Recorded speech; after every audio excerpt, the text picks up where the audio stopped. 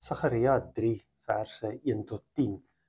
Hier lees ons die verhaal van die profeet of die priester, hoërpriester, Yeshua, wat aangekla word voor die engel, wat deur die Satan aangekla word.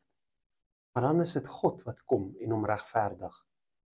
Hierdie gedeelte in verse 6 en 7 wat sê, daarna het die engel van die Here vir Yeshua beloof. So sê die Here die Almagtige, as jy lewe soos ek dit wil, as jy die voorskrifte vir my diens onderhou, sal jy die gesag hê oor my huis, die verantwoordelikheid dra vir my heiligdom. Jy sal toegang tot my hê, net soos hierdie engel. Dit is ook waar vir ons vandag. Ons het nie 'n hoërpriester nodig nie, want Christus maak dit moontlik dat ons direkte toegang tot God het. Dat ons heilig voor God kan leef. Dat ons in sy teenwoordigheid kan ingaan. Wat 'n wonderlike voorreg. Kom ons gebruik daardie voorreg vandag.